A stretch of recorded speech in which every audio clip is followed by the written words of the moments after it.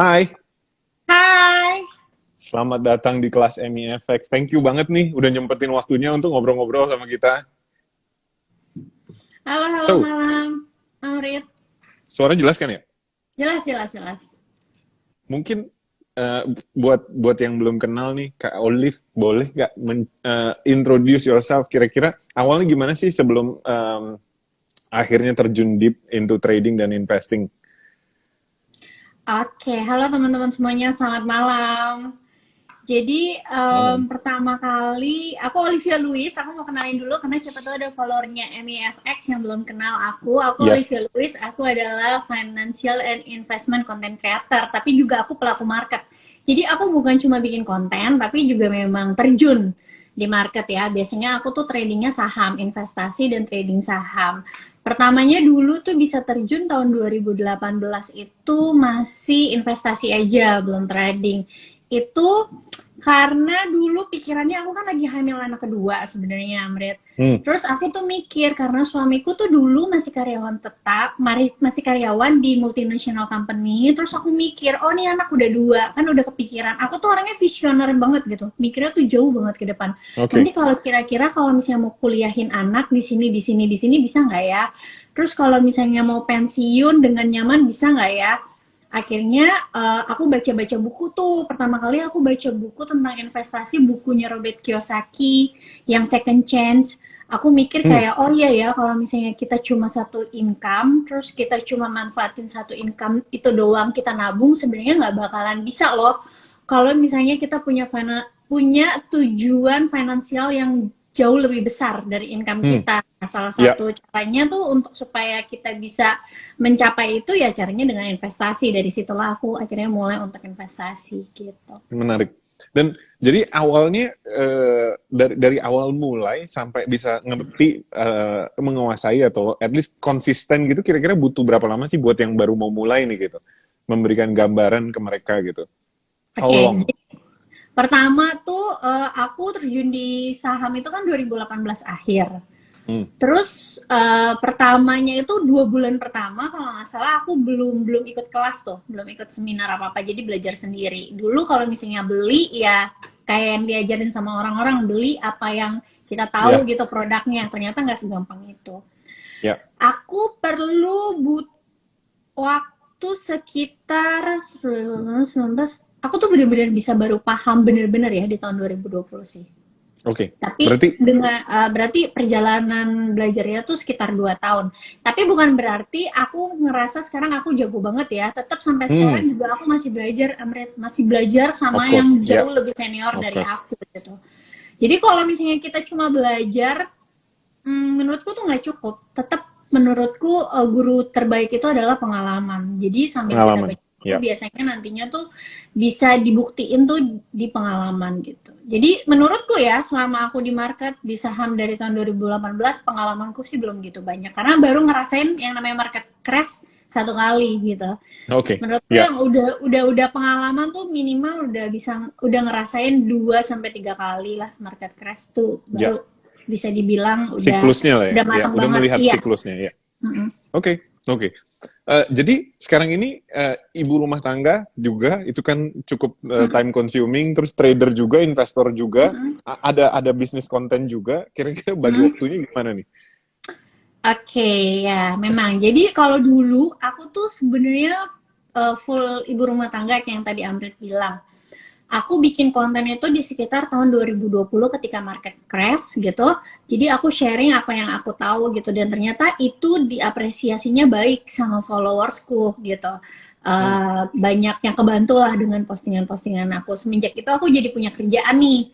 Nah, terus aku trading juga, aku ada grup saham juga kan, jadi aku harus pantau market juga. Biasanya kalau misalnya, kebetulan aku memang di rumah, bersyukurnya aku memang ada yang bantuin gitu. Ada Hmm. asisten lah ya, jadi bisa ngeliatin anakku yang kecil satu, tapi tetap aku tetap involve ke mereka. Ya. Mereka tetap dekat sama aku karena dari bayi, dari sebelum aku bikin konten mereka selalu sama aku gitu. Hmm. Kalau yang gede kebetulan udah sekolah dan kebetulan dia sekolahnya nggak online dari awal pandemi, jadi kayak daycare gitu. Jadi aku ada Ya. waktu. Terus juga kalau dulu aku belajarnya malam. Jadi kalau dulu misalnya siang aku nemenin anak-anak, malam aku baru belajar. Kalau sekarang karena anak-anak udah lumayan gede, mereka bisa main sendiri. Siang aku masih bisa kerja, terus masih bisa trading. Terus kalau misalnya anak-anak sekolah, aku juga masih bisa trading. Kebetulan juga bersyukurnya aku punya suami tuh yang kooperatif banget. Dia tuh orangnya ringan tangan bukan suka mukul ya. Dalam artian kalau misalnya aku kayak lagi kerja kayak gini, live, atau misalnya lagi ngisi acara dan lain-lain, itu dia mau untuk bantuin gantian jagain anak-anakku untuk nidurin dan lain-lain. Iya, Karena anakku nice. itu masih tipe yang tidurnya tuh kalau nggak sama mamanya sama papanya. Beda kamar, tapi tetap harus ditemenin dulu. Dan Ditemenin sampai aku, tidur. iya, sampai tidur. Dan aku tuh dari kecil udah biasain mereka untuk tidur tuh nggak malam-malam. Jadi kayak jam 8, setengah 9 masuk kamar. Jam 9 tidur. Terus dan udah dibiasain kayak anakku yang kecil dari umur 1 tahun dia udah tidurnya bisa sama aku, maksudnya beda kamar gitu, sama cecenya gitu. Jadi mereka udah terbiasa banget. Diajarin independen dari kecil. Ya, karena aku juga dulu dididiknya kayak gitu.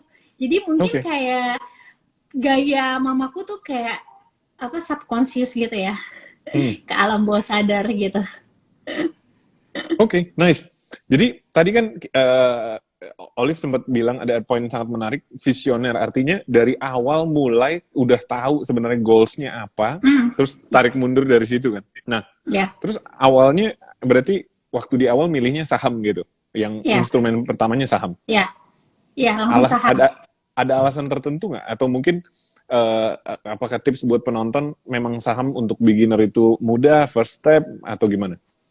Atau waktu itu timing karena saham lagi timingnya bagus gitu? Oke, jadi sebenarnya karena aku tuh tipikalnya yang selalu tentuin dulu di awal goals-nya apa. Ketika aku udah tahu goals-nya apa, maka aku cari kendaraan yang kira-kira bisa paling efektif dan efisien mencapai goals tersebut gitu. Jadi aku pelajarin dulu. Nah, karena goals aku adalah goals jangka panjang, which is itu dana pendidikan dan dana pensiun, anak-anakku kan masih kecil. Jadi aku punya time frame untuk investasi itu 10 tahun ke depan gitu.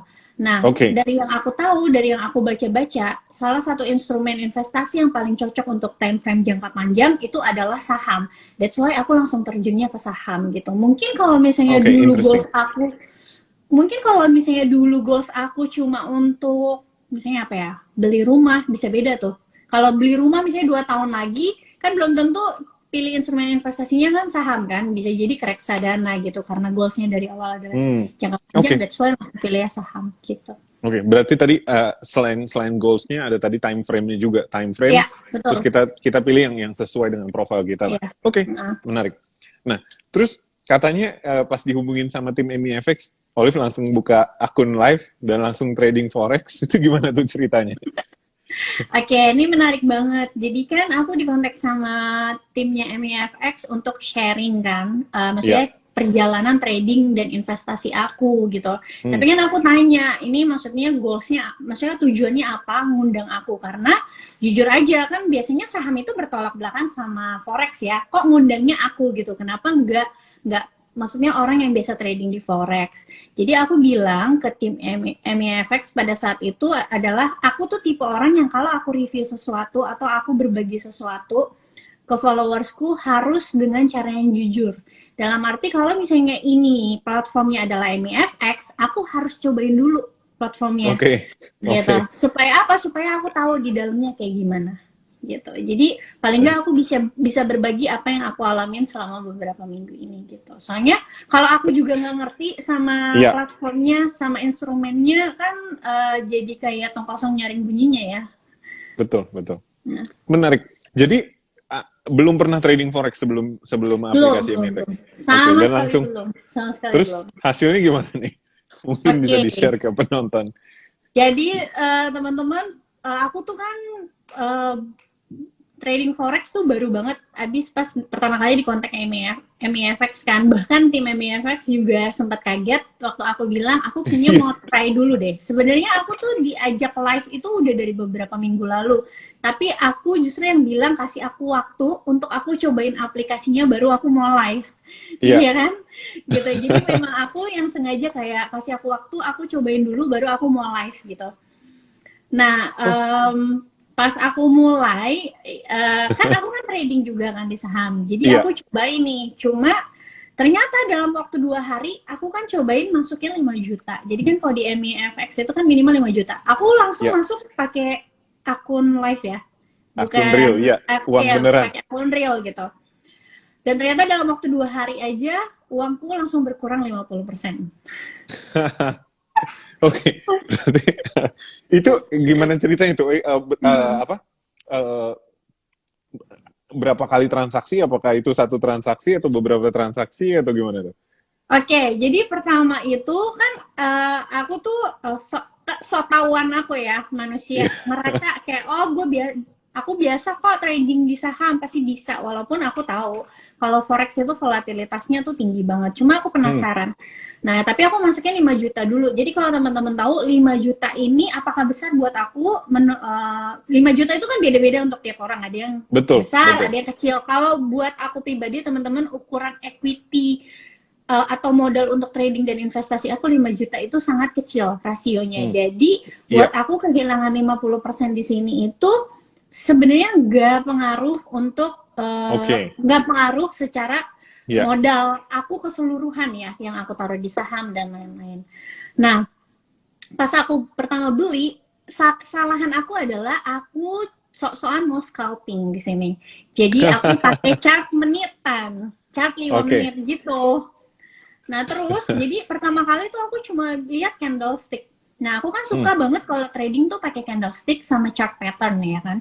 oke, Pakai chart pattern sama candlestick gitu. Jadi aku lihat candlestick misalnya nih kalau ada candle reversal gitu terus aku buy atau misalnya aku short. Nah, yang aku suka di forex adalah bisa short kan.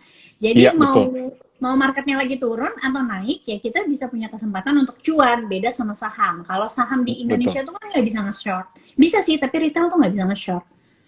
Apa jadi uh, aku waktu itu coba-coba aja. Nah pertama tuh sebenarnya cuan tapi kecil, abis itu sekalinya kalah tapi kalahnya gede banget gitu. Oke 2 hari aku coba kok banyakan lossnya ya daripada profitnya, Oke, terus aku langsung berpikir kayaknya aku ada yang salah deh gitu kan ya. hmm, Udah hilang 50% udah pasti ada yang salah dong. Nah, kebetulan, jadi pas pertama kali aku buka account, kan ada tim administrasinya MIFX kan, Mbak Ina iya, itu. hmm, Pas pertama kali aku buka account, Mbak Ina tuh ada kabarin aku kayak MIFX tuh punya kelas kan, punya kayak Zoom gitu, Zoominar gitu, iya, iya, webinar.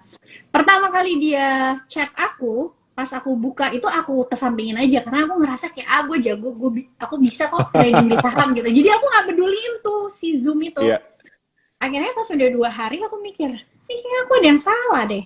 Terus akhirnya aku chat Ina, terus aku bilang kayak Mbak Ina, kalau misalnya ada Zoom, kalau ada kelas Zoom lagi boleh ya tolong kabarin aku bilang kan. Terus dia langsung bilang oh pas banget boleh, dia bilang nih ada jam 3 sore, dia bilang kayak gitu. Oh oke.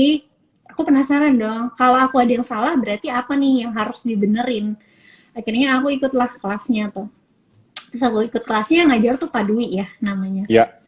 Ternyata di Sama situ rambutnya. aku, iya betul botak. Terus aku dengerin, aku nggak nanya, aku nggak apa, pokoknya aku dengerin aja Pak Dwinya sharing ilmu gitu ya. Oh ternyata memang banyak yang salah. Yang pertama adalah overconfidence itu udah pasti salah ya kan. Yang kedua adalah aku nggak siap sama volatilitasnya. Yang ketiga Oke, adalah time frame-nya untuk pemula 5 menitan itu sangat-sangat beresiko. Kenapa? Dari yang aku tahu dari Pak Dwi ya waktu dia hmm, nyampein, karena spread. Jadi kan kalau kita misalnya main di XAU, maksudnya gold to dollar, itu kan spreadnya tinggi kan. Kalau misalnya kita main di menitan gitu, cuma mau kayak scalping cepet gitu, nggak nutup modal gitu. Misalnya sama target betul. price kita sama spreadnya gitu. Spreadnya udah gede, Iya, target price kitanya tuh cuma kadang nggak nutup gitu. Nah itu.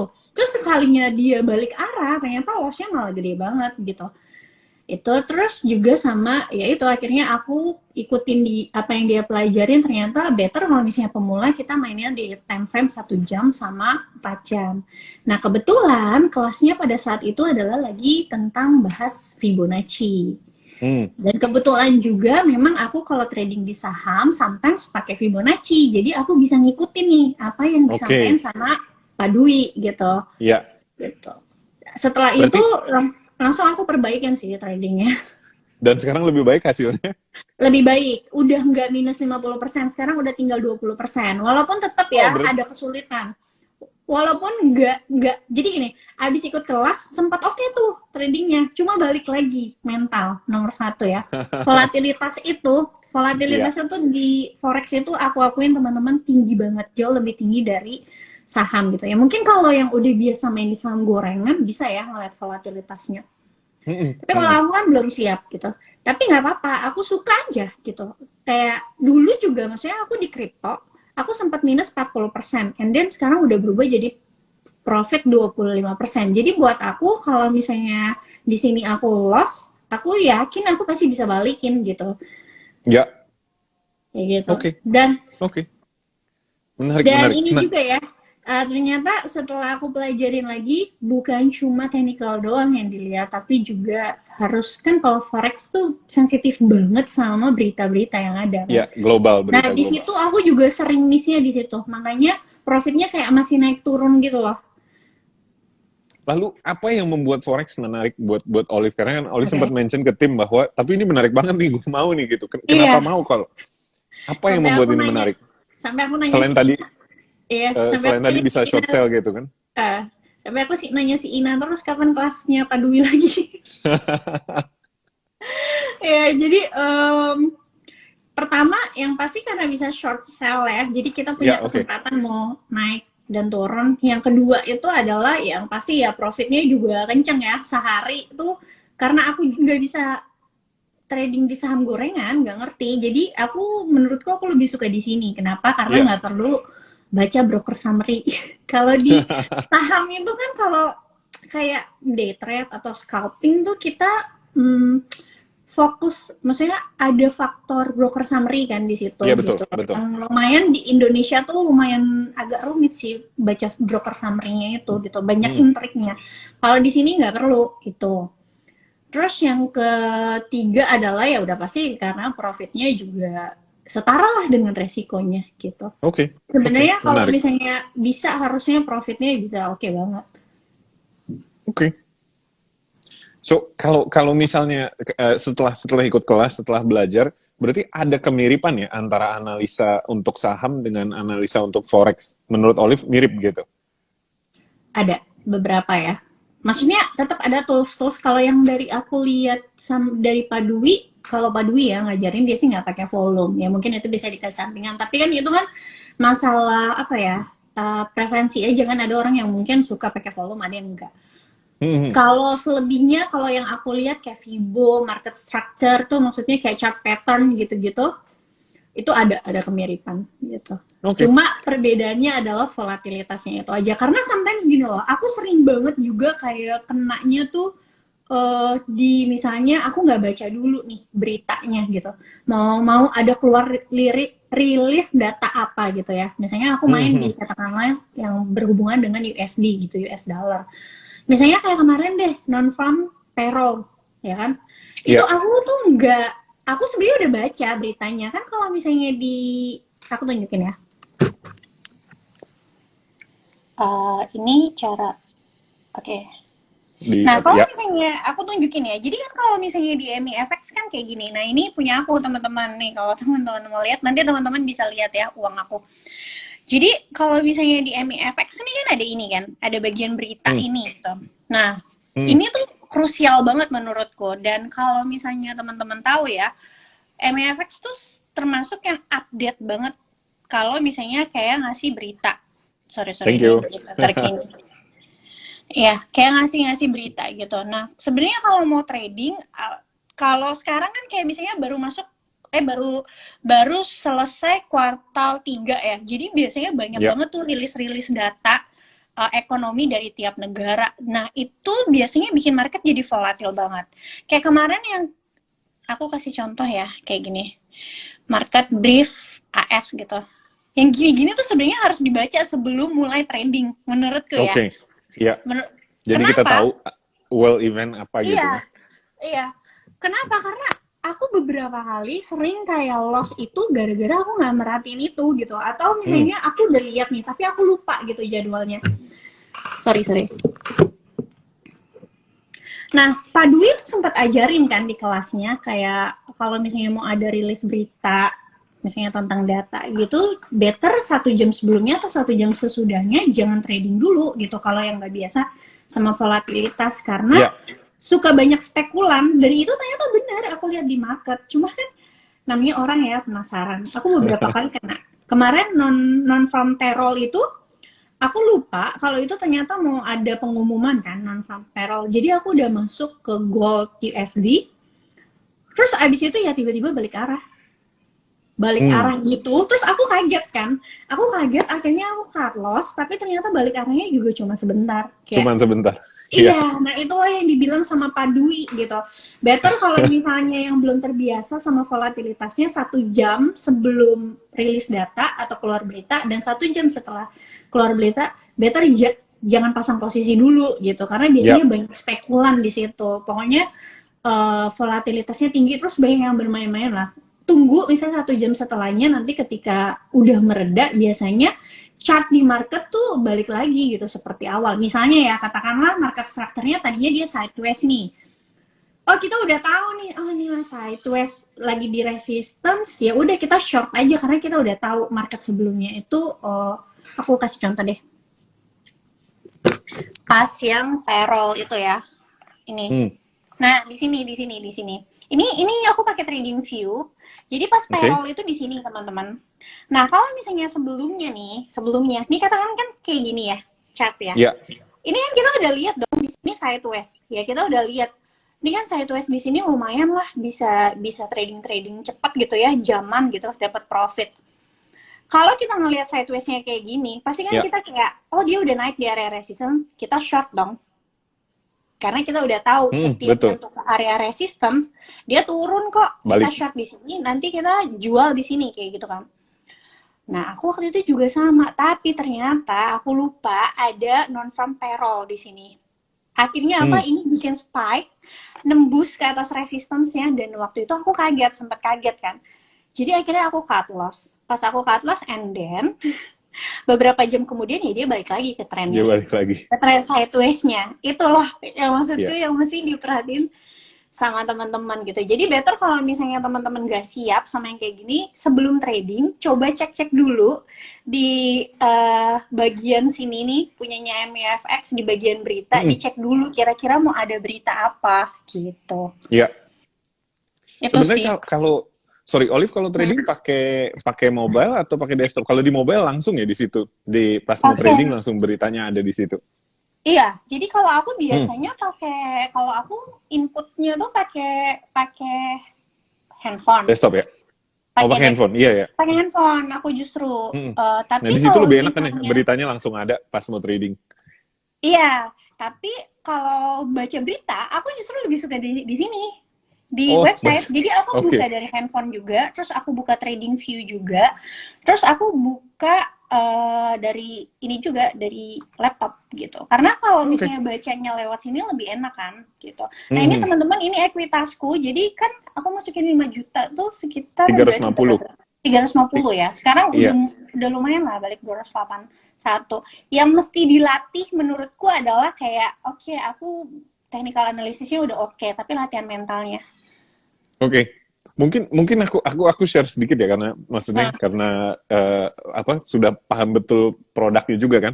Jadi kalau di forex, karena kita main lot size-nya itu kan Olive trading 0,1 lot gitu kan. Iya, aku 0,1 dulu. Oh, aku pernah amrit. Jadi kayak aku, nah ini bahayanya ya teman-teman ya. Ketika kita ini bahaya. Ini mau di market apapun, ini nggak bagus. Taruh bentar ya.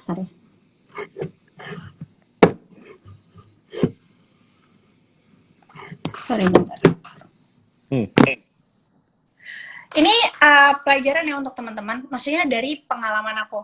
Mau di market apapun nggak bagus untuk kayak gini. Jadi ketika kita udah kalah, kita udah kalah. Terus habis itu kita menang lagi nih.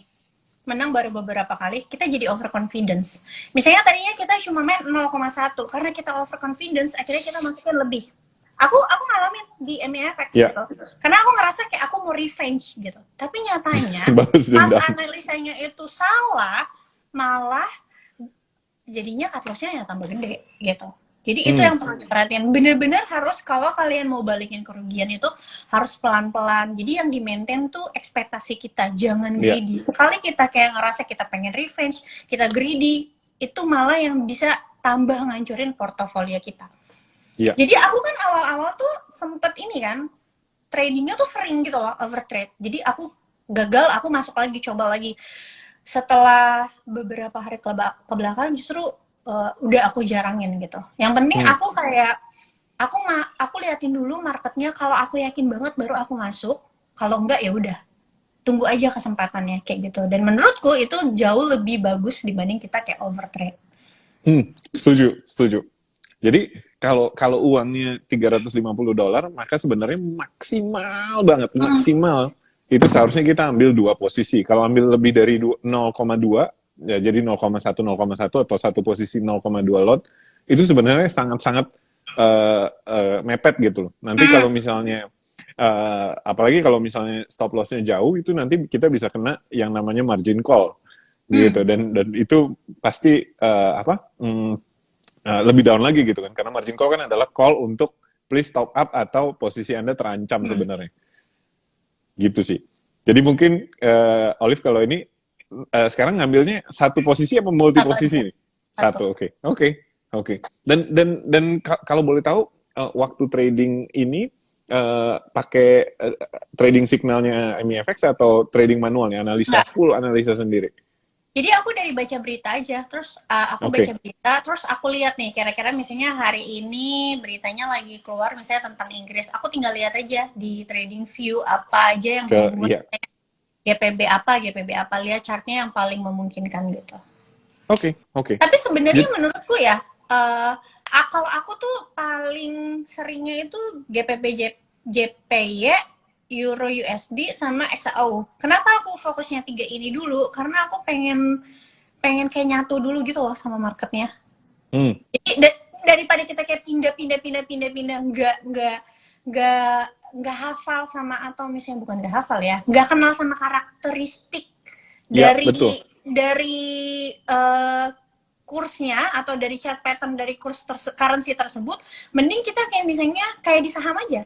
Saham juga kan kalau dikasih tahu, banyak yang kasih tahu kalau kita mau belajar nih trading, nggak usah kita pindah saham ini, fokus aja misalnya ikutin 5 saham sampai kita tuh hafal sama karakteristik sahamnya gitu, pergerakannya istilahnya ya. Jadi kita tuh udah pede banget kalau dia turun ke sekian, kita udah tahu pasti bakal kejadian kayak gini. Kalau dia naik ke sekian, kita udah tahu bakal kejadian kayak gini.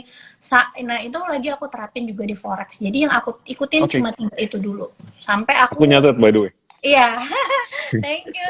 Sampai aku hafal banget karakteristiknya gitu. Oke, menarik. Jadi sekarang ini kalau misalnya gaya trading Olive di saham dan di forex dengan apa yang dijalankan sekarang sama persis atau beda yang ini? Sama. Jadi sama, aku lebih pakai market structure. Sometimes kalau nge-short tuh aku lebih pede pakai Fibo.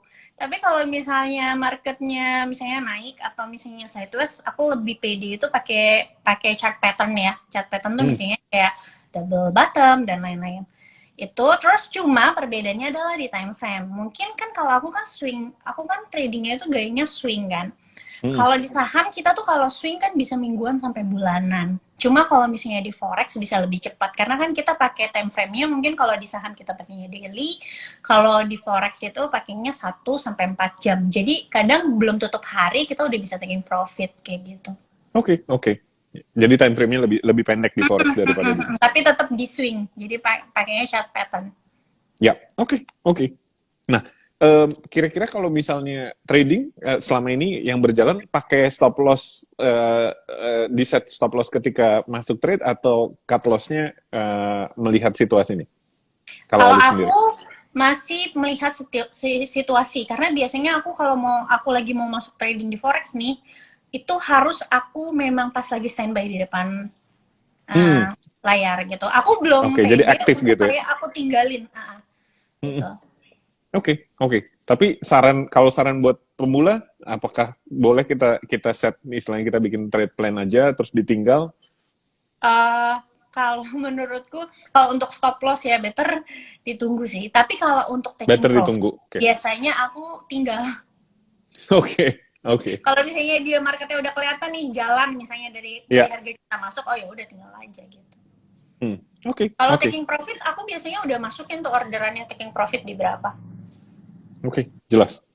Nah, kalau misalnya kita melihat berdasarkan pengalaman ini di forex gitu, apakah ini kan orang kan bilang forex itu high risk gitu kan, pasti rugi lah atau macam-macam Iya. gitu kan.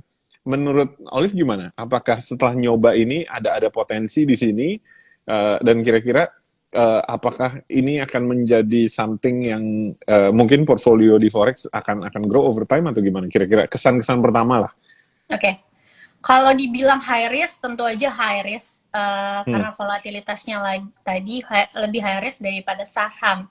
Tapi menurutku bisa grow atau enggak itu sebenarnya tergantung kitanya sendiri. Kalau aku pribadi ya, aku ngerasain 2 minggu lah ya. Aku suka, jadi tapi aku karena aku suka bukan berarti aku mau langsung buru-buru top up. Jadi aku punya cara kayak gini. Aku harus survive sama apa yang udah aku taruh nih. Kalau yang aku taruh aja aku nggak bisa survive, akan berbahaya kalau aku malah tambah dana. Oke. Iya. Jadi kalau Betul. aku udah bisa balikin ini, misalnya balikin ini gitu. Kayak aku di kripto juga sama. Aku di kripto juga aku nggak, ketika waktu itu aku minus 40%, ya aku harus survive di situ. Gimana caranya? Akhirnya sekarang berubah jadi 25%. Ketika itu udah berubah, berarti kan udah ketahuan nih bisa profit. Itu baru boleh kita top up gitu. Tapi kalau kita masih rugi, jangan ditambahin teman-teman, jangan ditambah top up karena itu bisa ganggu psikologis kalian dan bisa munculin greedy. Dan yang tadi aku bilang, kalian tuh pengennya balas dendam gitu. Itu yang bisa ngerusak porto. Oke. By the way, disclaimer untuk penonton, semua yang kita obrolin hari ini, as always, ini adalah opini subjektif. Kalau ikut dengan tanggung jawab sendiri, jangan besok komplain ke Kak Olive. Dan kalau yang belum pernah trading forex, mau coba trading forex, bisa sebenarnya dengan akun demo juga. Jadi dananya dana virtual, kalau rugi nggak bayar, tapi kalau untung pun nggak bisa ditarik. Jadi kalau mau seperti itu. Tapi tadi Olive sempat bilang juga bahwa kalau mau praktek gitu kan, dengan skala kecil. Kalau nggak serius juga ya mungkin ya orang. Iya betul. Ya kalau aku pribadi, aku tuh selalu sisihin uang untuk kayak belajar gitu lah, Amrit. Ya, jadi aku anggap ini belajar. Dan gini, kalau misalnya ini yang aku dapat ya, karena aku buka account yang live, jadinya kan ternyata aku juga baru tahu ketika aku buka account live bahwa MEFX punya kelas. Jujur loh, aku baru tahu ketika aku buka MEFX punya kelas. Sebelumnya aku sama sekali nggak cari tahu gitu. Jadi ketika aku ikut kelasnya dan memang sebenarnya bagus kan, kelasnya juga free kan, diadain gitu. Seminggu tuh hampir berapa kali loh. Gitu. Dan paduinya juga menurutku kooperatif banget, pertanyaan pesertanya dijawabin terus. Jadi menurutku ilmu gratis, kalian buka account harusnya 5 juta. Trading kalian sendiri yang dapat cuan tapi bisa dapat ilmu gitu. Paling nggak bisa dapetin ilmunya dari Setuju. Oke, menarik. Jadi kalau misalnya untuk forex ini kan tadi kita bicara time frame lebih pendek. Jadi kalau misalnya untuk penonton yang tipenya lebih investor, apakah kalau dari Olive akan bilang jangan main forex karena itu lebih short time frame atau gimana? Untuk yang hanya invest long term gitu misalnya. Kalau invest so far long term, ya dengan apa yang sudah di experience gitu. Kira-kira sebenarnya gini, bukan masalah invest long term atau short termnya, tapi aku lebih pesan kepada orang-orang yang nggak tahan dengan volatilitas yang tinggi, better jangan. Oke, berarti key-nya itu ya, karena naik turunnya. Iya, betul. Karena orang kalau misalnya yang invest long term, kalau dia bisa emang udah terbiasa sama volatilitas ya, sebenarnya bisa-bisa aja. Jadi menurutku yang nggak boleh adalah orang-orang yang nggak bisa terima volatilitas yang tinggi. Gitu. Oke, jelas. Nah, mungkin berikutnya kita ngobrol sedikit mengenai money management nih. Kalau misalnya, pertama mungkin kan Olive kan punya portfolio saham, dan di portfolio saham itu kemungkinan kan ada pembagiannya lagi gitu kan. Nah, Betul. kira-kira ketika memutuskan mau coba sesuatu yang baru, itu kan tadi Olive bilang ada dana belajar lah gitu kan. Nah, kira-kira ada rasionya nggak sih untuk Ada, pasti nah ada. itu boleh dikasih bocoran mungkin untuk kita Oke, yang semua di pasti sini. kalau untuk belajar ya, untuk forex sendiri itu nggak sampai 1% dari total Oke, uang yang aku siapin untuk investasi dan trading gitu. That's why tadi oke, kenapa di awal aku bilang ketika di sini minus 50% dan sekarang udah berubah jadi minus 20%, itu tidak mengganggu psikologis aku. Jadi teman-teman, aku tuh sangat-sangat percaya dari zaman dulu, mau kita investasi, mau kita trading, itu harus berjalan dengan fun. Kalau kalian gak fun jalan ini ya, itu ya, berarti antara kalian masuknya kegedean atau gimana, berarti harus ada yang dikurangin gitu. Masalah sizing sih menurutku. oke. Jadi harus fun. Nah, Iya, jadi kalau kalau kita nggak bisa tidur, ngapain kita terjun, bener nggak, di market? ya ya ya. Tapi kalau Mendingan kalau kita terlalu branded kecil, aja, bener nggak? kalau iya benar-benar. Kalau terlalu kecil juga nggak serius juga tapi kan ya. Iya, Karena betul. itu aku ngalamin gitu. Waktu pertama kali mulai trading, mungkin terlalu kecil jadinya malah main-main gitu kan. Karena menang kalah jadi nggak apa-apa gitu. Malah jadi gambling gitu. Iya, iya, iya, bisa juga. Oke. Amri, by the way aku mau nanya dong. Hmm. Kalau misalnya nih ya, kan aku sebagai trader pemula, kan di MEFX itu ada leverage-nya. Itu Hmm. sebenarnya hal yang nguntungin untuk trader atau justru memperbesar resiko sih? Apanya nih? Leverage. Oh, leverage. Oke. Soalnya Jadi kalau di saham ya, aku sendiri nggak pernah pakai margin. oke. Pertanyaan yang menarik. Jadi kalau misalnya di forex, otomatis forex atau komoditi atau indeks yang ada, otomatis sebenarnya most people akan trading dengan leverage. Karena sebenarnya ketika kita transaksi 0,1 lot, itu sebenarnya kita transaksi senilai $10.000 gitu. Jadi otomatis ketika kita beli 0,1 lot, kita lagi bertransaksi $10.000 dengan tadi misalnya modalnya $300. Itu otomatis sudah leverage 30 kali gitu. Nah, jadi setiap kali kita trading, itu sebenarnya kita trading dengan leverage. Kecuali kita deposit $10.000 dan kita trading 0,1 lot. Tapi umumnya kalau orang mau trading 0,1 lot, ngapain juga deposit 10.000? Kan nggak perlu sebanyak itu gitu kan. Ya, 1.000 juga udah lebih dari cukup gitu. 1.000. Ketika orang itu nanti profit, maka profitnya dari 10.000 bukan dari 1.000. Karena orangnya sebenarnya sedang trading 0,1 lot dan itu 10.000 gitu. Jadi on average sebenarnya, kalau misalnya kita trading dengan modal tadi 5 juta, kita sebenarnya setiap mengambil posisi kita sudah lagi leverage 30 kali gitu. Dan trader yang baik itu sebenarnya juga menggunakan leverage kan secukupnya gitu kan. Maksimal leverage yang bisa dipakai di MEFX legally di Indonesia, kita boleh leverage sampai 100 kali. Tapi 100 itu wow gitu. Karena kalau 100 berarti harganya kalau gerak 1%, kita untungnya 2 kali lipat, langsung 100% gitu kan profitnya. Karena 100 kali, jadi keuntungan 1% menjadi keuntungan 100%.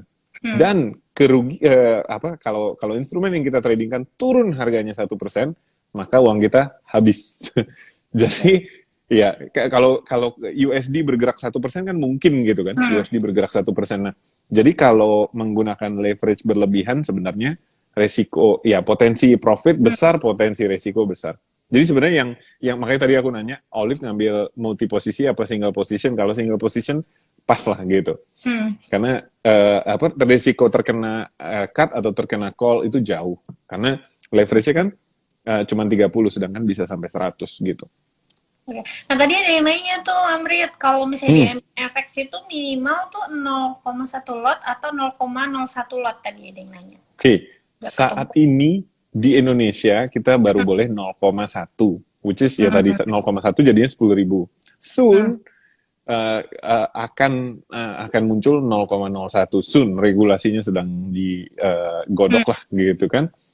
Jadi soon ketika itu memungkinkan di MFX pun kita akan hadir. Namanya nanti itu akun mikro gitu. Oh, oke. Nah, nanti itu yang itu bisa 0,01, which is berarti tradingnya 1.000 gitu. Berarti kalau Oke. tadi uangnya 300, tradingnya 1.000, maka itu menggunakan leverage yang sangat kecil, cuma 3 kali gitu kan. Hmm. Sedangkan Oke. bisa sampai 100 kali gitu. Oke. Kalau Mm-mm. misalnya di MEFX tuh ada kayak margin call juga. Mm-mm. Jadi kalau kalau misalnya eh, katakanlah tadi kan Olive Trading ngambil satu posisi 10.000. Kalau 10.000 itu kan berarti 1%-nya 100. Berarti uangnya harus 100.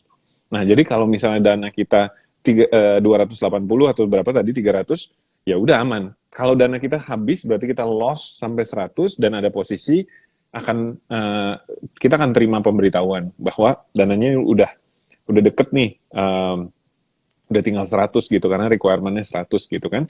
Nah, itu namanya margin call. Tapi itu hanya pemberitahuan saja. Kalau dananya udah tinggal $20, itu baru di-cut gitu. Oke. Karena itu menghindari supaya ketika di-cut kan berarti kan posisinya ditutup. Ketika posisi ditutup, bisa juga transaksinya terjadi di harga market yang berbeda gitu kan. Jadi $20 itu spare disisihkan supaya nasabahnya jangan sampai minus gitu. Jadi Tapi itu pun sebenarnya harus yang di apa yang harus dilakuin trader kalau misalnya kena margin call? yang harus dilakukan trader ketika kena margin call itu adalah mereview posisinya, apakah itu posisi yang mau dipertahankan atau Hmm. seharusnya sudah cut loss dari jauh-jauh Oke. sebelumnya gitu. Itu. Tapi kalaupun kena, ya, mungkin juga ada trader, kalau trader-trader yang sangat berpengalaman, mereka hanya store uang secukupnya gitu. Jadi mereka sering kena margin call Hmm. karena hanya store secukupnya. Jadi ketika kena margin call, Oh. solusi mereka adalah top up. Karena mereka berpikir, ngapain kita setor? Nggak perlu kok, gitu. Kalau Hmm. kita ditelepon, kita store. Tapi kan balik lagi tadi, mungkin Ya. Olive bicara, tadi ada poin yang sangat menarik ketika Olive bicara mengenai sizing. Ya kalau sizing kita jelas kan, dananya mau di rekening kita atau di di akun trading kan Ya. sama aja gitu kan. Kita nggak akan panik gitu kan kena margin call gitu, karena uh, Ya. itu cuma pemberitahuan aja. Ya, berarti ini yang harus digarisbawahi sama teman-teman ya. Mungkin kalau yang trader-trader udah pro di forex itu mereka kalau kena margin call ya mereka udah ada dana juga cadangan di belakangnya. Betul, Jadi teman-teman betul. sendiri jangan coba-coba kalau misalnya uangnya cuma segitu sampai kena Ya, margin call gitu. Ya, ya, ya, ya. oke. By the way, Amret kalau misalnya trading forex itu kita boleh nggak sih nginep dananya? Boleh, boleh. Boleh nginep, umumnya kena biaya nginep, karena kan itu ya, um, kita kalau trading kan dengan uang $100 kita trading 10.000, berarti Hmm. kan ada uang yang dipinjamkan lah oleh pialang Hmm. gitu kan. Oh, ya, ya, Nah, ya. ya automatically gitu leverage kan. Namanya Hmm. leverage pasti kena biaya bunga gitu kan. Hmm. Kalau di forex namanya biaya menginap atau swap. Hmm. Tapi di MEFX ada pilihannya di client area, bisa klik daftar free swap, nanti akunnya akan digratiskan swap selama maksimal 1 minggu. Jadi kalau posisinya menginap itu nggak kena biaya, kecuali posisinya menginap lebih dari 1 minggu baru. Oke. Tinggal one klik di situ, apply, biasanya dalam waktu 24 jam akan approve. Oh, oke. Oke, oke. Gitu. Oke. Nah, balik lagi nih, aku mau nanya mengenai money management. Tadi kan, tadi kita By the bicara way, itu ada yang nanya tuh komisinya berapa katanya. komisinya $1. Komisinya $1. Oke, kalau kalau tadi kita bicara money management kan kita bilang sizing, terus kita bicara bahwa itu harus fun. Kalau kalau kalau Iya. terlalu stressful berarti too much gitu kan. Mhm. Nah, kira-kira kalau misalnya katakanlah untuk orang yang portfolionya sudah besar, maka kita mungkin persentage kecil ya, itu udah bisa lah untuk coba sesuatu yang baru. Tapi kalau untuk orang yang portfolionya kecil, menurut Olive maksimal berapa persen sih yang dana eksperimental gitu, ada nggak, atau sebenarnya tergantung risk appetite kita aja? Sebenarnya itu udah pasti tergantung risk appetite ya, tergantung Hmm, profil resiko. Tapi kalaupun mau coba ya, apapun itu jangan pernah lebih dari 10%. oke, oke, ya, oke. Jadi kira-kira max 10% lah ya. Iya, heeh. Oke. Dan kalau misalnya kita melihat untuk kira-kira khususnya forex nih, kalau misalnya Olive setelah trading forex ini, apakah melihat ada bedanya nggak sih antara apa produk-produk within ini, misalnya tadi sempat mention trading gold, atau trading forex atau mungkin sempat nyobain indeks atau enggak gitu, kira-kira ada bedanya nggak atau so far as pemula sama aja gitu buat Olive? Oke, jadi kan aku kebetulan belum pernah trading di indeksnya kan. Jadi baru Hmm. cobain yang gold sama currency aja. Beberapa menurutku sih perbedaannya mungkin di volatilitas aja ya sampai saat ini. Nah, kalau aku trading misalnya yang buy USD, baik Hmm. itu misalnya gold, euro USD, GBP USD, itu pasti kan aku lihat trading view juga. Aku lihat di XY-nya pergerakannya gimana. Baru aku Oke, berarti ngelihat. iya, compare sama si chart currency-nya itu sendiri gitu, karena biasanya memang chart dari DXY sama si chart currency itu sendiri berlawanan kan. Kalau misalnya DXY-nya lagi turun, Hmm. euro USD-nya itu bisa naik kayak gitu. Gitu aja sih. Ya, Jadi menurutku sampai saat ini so far untuk gold sama euro masih sama, maksudnya sama currency masih sama, cuma yang bedanya gold itu jauh lebih volatil ya. lebih volatil. Ya, Uh-uh. ya. Oke. Oke, betul sih. Apalagi sekarang kalau kalau kalau di kita sekarang yang paling paling volatil kayaknya oil dan silver sih. Itu Oke, ada dua aku dua belum produk yang pernah coba. iya. Dan memang pergerakannya luar biasa. Jadi kalau kalau untuk pemula lebih ya kalau kita Ya. bisa itu seperti surfing ini ombaknya yang paling besar. Tapi kalau pro trader pasti suka yang kayak gitu. Suka, betul, betul. Itu menjadi favorit karena untungnya Eh, cepet gitu kan. untungnya cepet. Iya. Kalau untuk pemula ruginya juga Eh, cepet. serangan jantung. Nggak, Malah kalau buat itu klien yang, kita tuh forex yang volatilitasnya paling kecil tuh forex sebenarnya oh dibandingkan ya, dengan dibandingkan dengan yang lain-lain. Biasanya mereka menganggap itu lebih ini karena high low-nya ya uh, lebih lebih jauh, lebih jauh. ya. Oke. Jadi aku akan coba summaryin obrolan Uh, kita hari ini. Kalau kalau misalnya ada yang kurang mohon ditambahkan. boleh. Jadi tadi kita bicara bahwa sebenarnya ini semua ini berawal dari sebuah visi gitu kan. Hmm.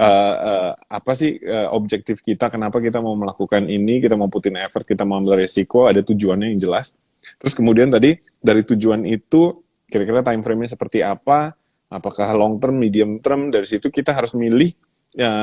Jadi nggak harus forex, nggak harus saham, kita milih apa yang cocok dengan time frame kita dan tujuan kita yang kira-kira bisa memenuhi itu.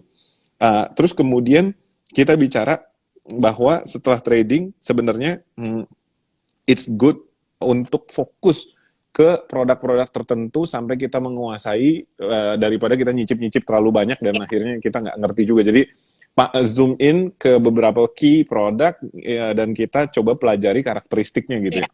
Tadi itu menarik banget. Terus habis itu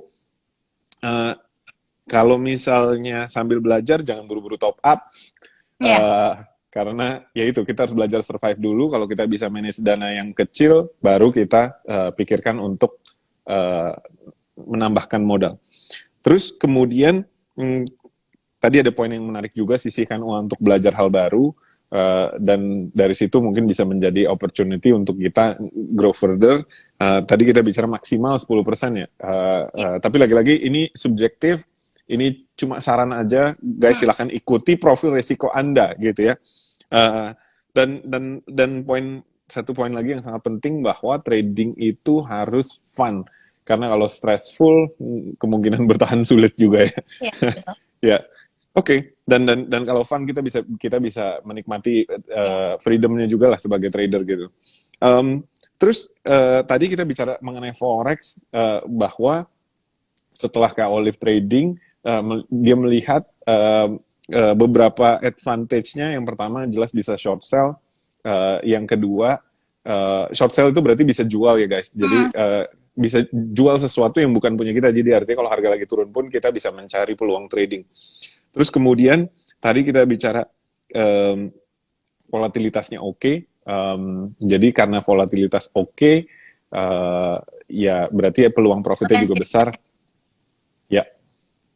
Dan tadi juga kita bicara mengenai, ada sedikit obrolan mengenai volume transaksi, juga kita tidak perlu melihat broker summary karena sebenarnya forex itu produk yang sangat liquid, volumenya sangat besar. Jadi kalau kita mau jual anytime 24 jam pasti kemungkinan bisa bertransaksi gitu selama market buka. Itu saja yang aku catat. Kira-kira ada tambahan nggak? Atau mungkin ada pesan-pesan, silahkan. Tambahannya adalah hati-hati sama yang teman-teman pikirkan. Jangan, kalau teman-teman udah lost, jangan berpikir untuk balas dendam dalam waktu singkat, karena itu Oh iya, itu kelupaan. merusak porto kalian. Oke. Ya, jadi intinya kita trading dengan size yang konsisten gitu ya. Jangan overtrade gitu kan. Ya. Oke. Kira-kira untuk trader-trader yang lagi menonton, apakah ada pesan-pesan terakhir untuk mereka, take away untuk mereka supaya bisa menjadi trader atau investor yang lebih baik? Oke, untuk teman-teman mungkin followersku yang juga trading saham atau apapun itu, atau trading forex, kripto, semuanya, kalau misalnya kalian sekarang lagi ngerasain kalian belum profit dari trading kalian, nggak masalah, berarti kalian perlu waktu lagi untuk belajar di market, karena menurutku pengalaman itu adalah guru dari segalanya. Mau kalian baca buku, ikut seminar, nonton YouTube, tetap nggak bisa ngasih hasil yang optimal, karena pilotnya itu kalian sendiri gitu. Menurutku trading itu nomor satu bukan metode, tapi adalah psikologi kita gitu, atau pikiran kita gitu. Jadi tetap konsisten sama apa yang kalian lakukan, pasti nantinya kalian bisa profit dengan konsisten. Dan kalau kalian mau lama di market, ingat, jangan terburu-buru. Oke, jangan terburu-buru. Jangan terburu-buru, dan tadi jangan balas dendam kalau ini. Oke, menarik. Thank you banget nih atas obrolan kita hari ini. Hopefully ada sesi kedua dengan Kak Olive. Semoga thank you banget atas sharingnya, dan thank you banget udah nyobain MEFX dan nunjukin ke penonton juga bahwa sebenarnya forex itu is interesting gitu kan, selama kita hati-hati dan selama kita bisa manage resiko tadi. So thank you banget atas sharingnya. Sampai ketemu di kelas MEFX berikutnya.